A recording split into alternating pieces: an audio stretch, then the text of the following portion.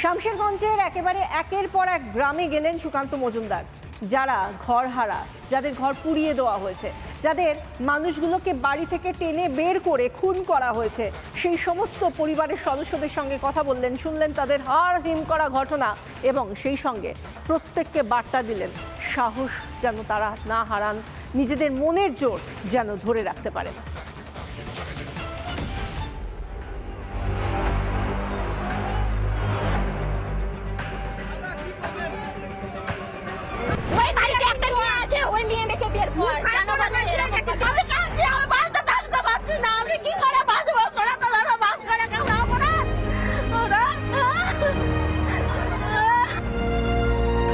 দায়িত্বটা সরকারের, দায়িত্বটা মুখ্যমন্ত্রীর।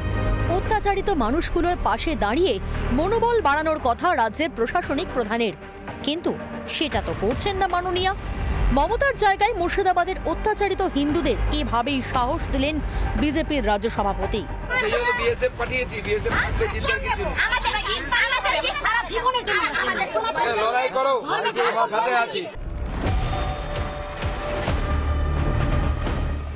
সোমবার বিজেপির রাজ্য সভাপতি সুকান্ত পৌঁছে যান শামশেরগঞ্জে।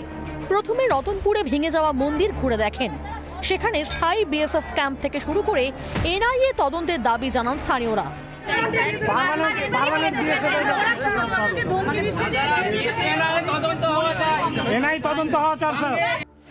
রতনপুর থেকে সুকান্ত সোজা চলে যান জাফরাবাদে।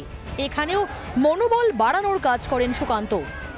একের পর এক মহিলারা আসছেন, এসে জানাচ্ছেন কিভাবে মর্মান্তিক ভাবে এমনকি ধর্মান্তকরণের একটা চেষ্টা হয়, এমনও কিন্তু বহু ক্ষেত্রে তাদেরকে বলতে শোনা যাচ্ছে। ভয়ঙ্কর সব অভিযোগ, কিছু ক্ষেত্রে সেই অভিযোগ। আতঙ্কিত হিন্দুরা স্থায়ী বিএসএফ ক্যাম্পের দাবি জানান। সে বিষয়ে আশ্বাস দেন সুকান্ত মজুমদার। একটা বিএসএফ ক্যাম্প খুলতে গেলে আপনারা জানেন জমি থেকে শুরু করে রাজ্য সরকারের পারমিশন অনেক কিছু প্রয়োজন হয়। এমনকি বিএসএফ যে বর্ডারের রাস্তাটা বানায় সেটা সেই জমিটার মালিকও রাজ্য সরকার। যে বিওপিটা একদম বর্ডারের ধারে ফেন্সিংয়ের কাছে আছে সেই বিওপিটা জমিটার মালিক কিন্তু রাজ্য সরকার। তো রাজ্য সরকারের কাছ থেকে জমি নিতে হবে। আমি এই বিষয়ে মাননীয় গৃহমন্ত্রীর সাথে কথা বলবো। আমরা তৃণমূল কংগ্রেসের মতো নই যে উল্টো পাল্টা প্রতিশ্রুতি দিয়ে দেবো। মব অ্যাটাক হয়েছে, এটা কি মনে হয় যে শুক্রবারে ওয়াক অফ মিছিল থেকে এই ধরনের কাজ হতে পারে? দেখুন, নাকি এটা আগে থেকে প্ল্যান ছিল, পরিকল্পনা করে এইসব হয়েছে না? নচেত এটি কোনো চান্স নেই।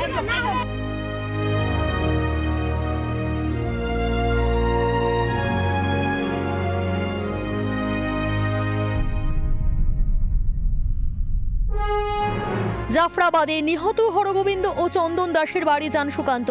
তাদের পাশে থাকার আশ্বাস দেন। তারপর ঘুরে দেখেন এলাকার হিংসা কবলিত বেশ কয়েকটি বাড়ি। এরপর জাফরাবাদ থেকে বেদবোনায় যান সুকান্ত মজুমদার। এটা কি বাড়ি বলা যায় সুকান্ত বাবু? এটা কি বাড়ি বলা যায়? দেখুন, শিবলিঙ্গ ভেঙে কি ভয়ঙ্কর স্থিতি করেছে। এই হচ্ছে পরিস্থিতি। মাননীয় মুখ্যমন্ত্রী নকশা মারছেন। এভাবেই দিনভর হিংসা বিধ্বস্ত মুর্শিদাবাদ চষে ফেললেন সুকান্ত মজুমদার। আক্রান্ত হিন্দুদের পাশে দাঁড়ালেন, ভরসা দিলেন যে কাজটা করার কথা মুখ্যমন্ত্রীর। রিপাবলিক বাংলা।